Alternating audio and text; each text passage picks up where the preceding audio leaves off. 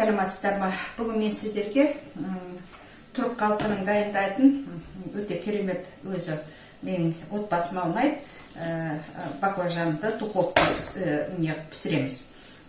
Духовкаға жаңағы мясорубкадан еткен етімізді салып, оны енді фаршированный баклажан дейді. Баклажанды мен жуып тазалап алдым да, енді міне қараңыздар, мынандай бәрін, қабығын бәрін алмаймыз, ортасынан қалдырып отырып,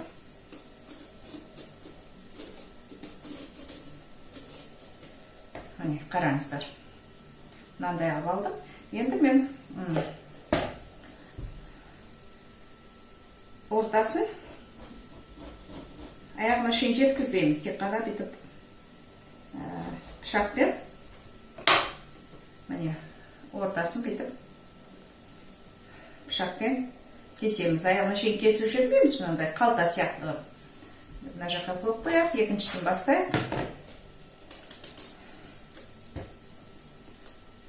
Мен бүгін екі баклажан, себебі біз екі адамбыз.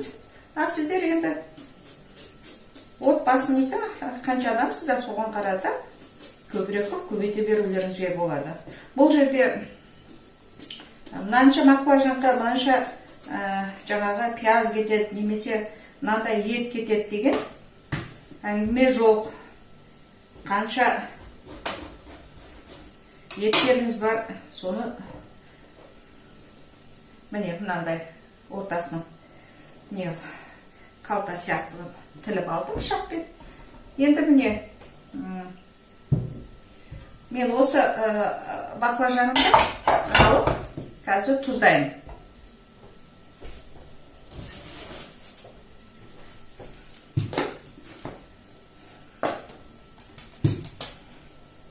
Жалпы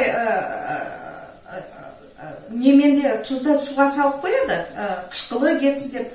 Енді қазіргі баклажандар ондай қышқыл ешқандай несі жоқ, сондықтан мен ешқандай тұзды суға салмаймын, тек қана міне тұзда қазір духовкаға қойып қоямыз. Духовкада ол қақталып, кәдімгідей жұмсарып піседі. Соңғы шейін бұл духовкада тұрады. Арғада мен сіздерге көрсетемін. Жақсылап тұздап алдым.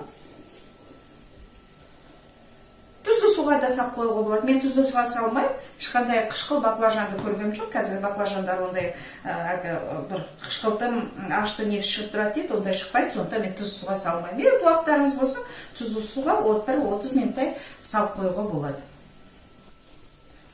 Міне енді сыртының бәрін тұздадым. Енді сумайын мен сыртының бәрін сумаймен жағамыз. Сумай дейді, сүйек май дейді. Ортасында кесілген жеріне де мен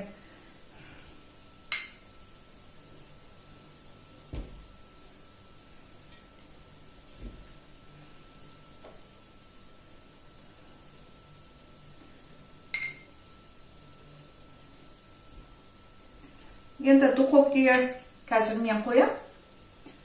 Әбден мынауымыз жұмсарғанша, сосын көрсетем сіздерге. Енді қалған пиязымызды тураймыз қазір.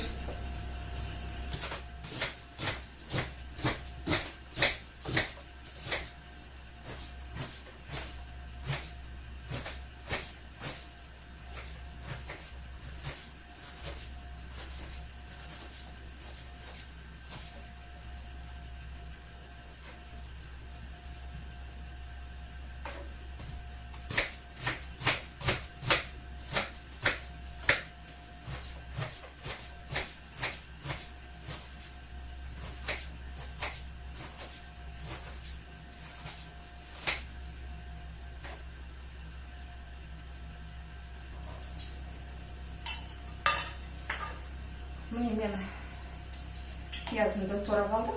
Қазір отымды жағып, жатыбама майды құйып қойдым қазір.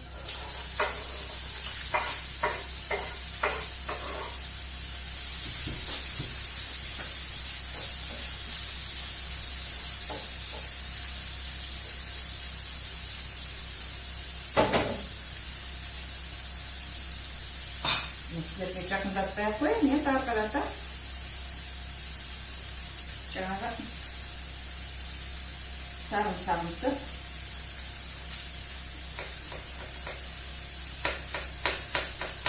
ұсақтап турап алуға да болады, немесе жаңышқымен ұсақтауға болады, өз қалауларыңыз болсын.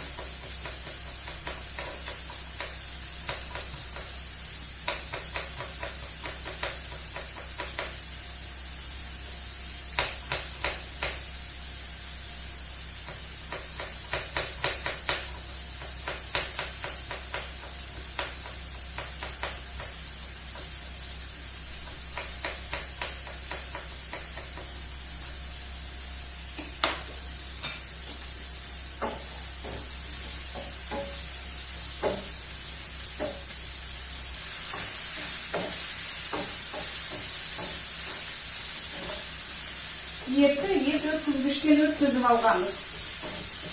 Менде дайын тұрған.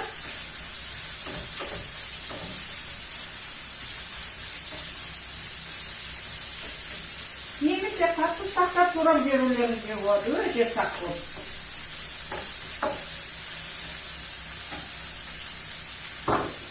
Енді міне тураған сарымсағымызды саламыз, яғни чесногымызды. Енді қазір астын басып қоям.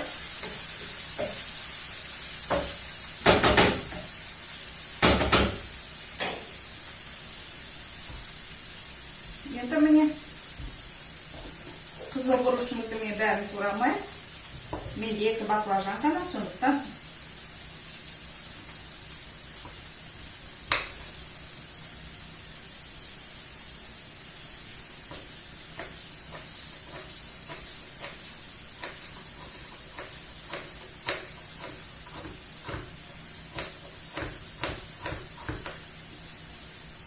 қалай турайсыздар өздеріңіз білесіздер. Енді бірақ баклажанның ішіне салатын болғандықтан ұсақ болғаны дұрыс. Жіңішкелеп ұзыншалау тураларыңызға болады. Немесе мен сияқты міне ұсақтап 4 бұрышты қылып.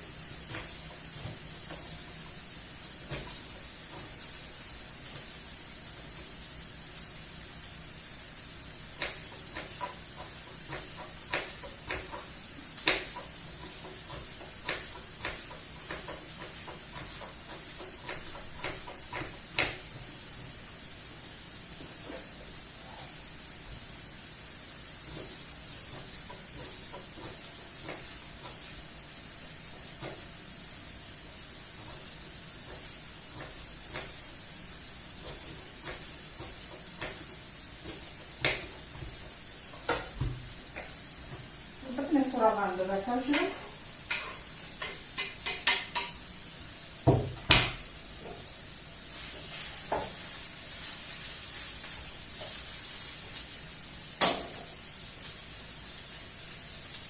Тұз салам. Қара бұрышымызды. Енді дәмдемелерді өздеріңіз білесіздер. Мен мына жерде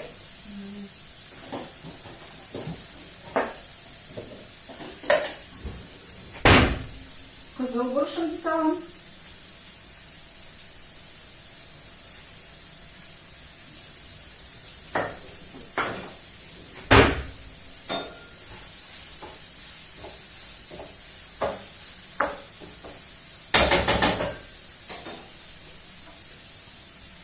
Енді мына менде укроп бар.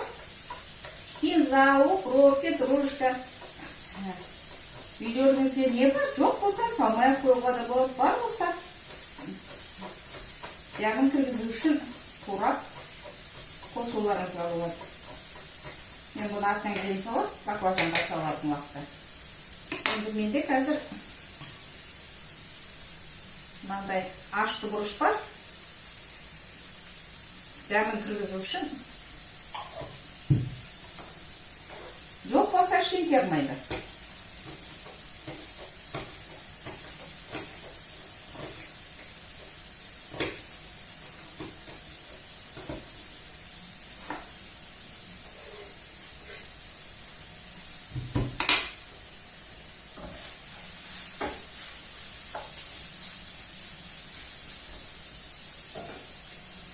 еттеріңіздің тұзын дәмін көріп қоясыздар.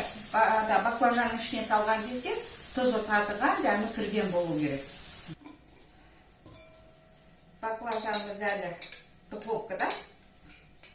Енді қазір мен ана баклажанның ішіне піскен етімізді салғаннан кейін үстіне мынандай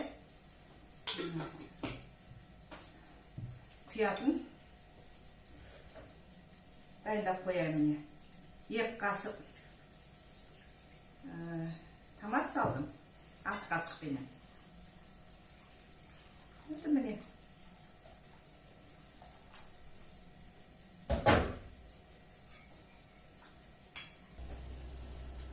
Міне қараңыздар, духовкадан шықты. Езі баклажанымыз дайын тұр. Міне ортасын ақындап қасықпен жаншқылап ішін кеңейтіп аламыз. Міне жаңағы укропымызды енді салып жіберуге болады.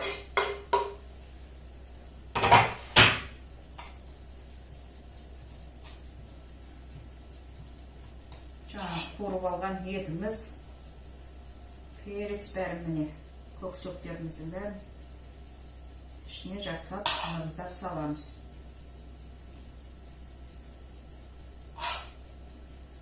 Сіздерге көрініп тұр ма? Жақындатып салып біткеннен көрсетем. Қараңыздар, жаңа езіп қойған томатымызды міне суға езіп қойып, енді ақырын құямыз.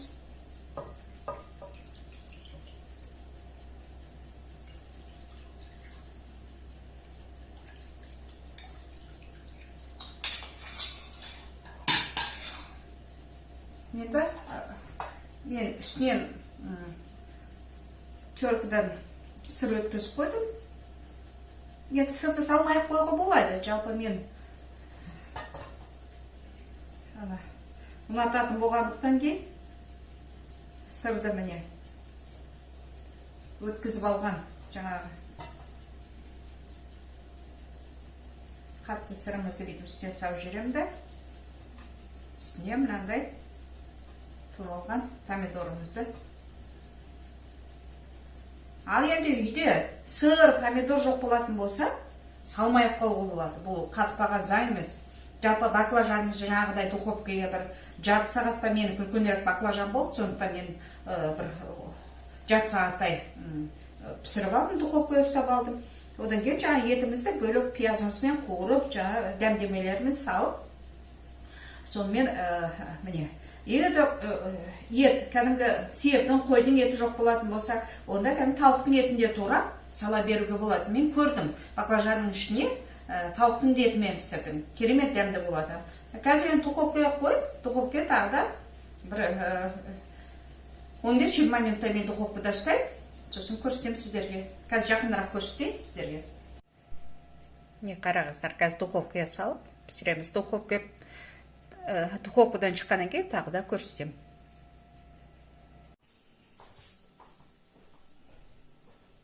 Міне мен духовкадан шығардым. 20 минут емес, тағы да жарты сағаттай ұстадым. Есі керемет. Енді бұл түрік тамағын мен біраз болды жасап жүргеніме, сондықтан өте керемет дәмді. Сіздер де жасаңыздар. Отбасыларыңызға, жаңағы немерелеріңізге керемет ұнайтын тағам. Сондықтан сіздер де жасаңыздар, бірге болыңыздар, менің каналыма жазылыңыздар.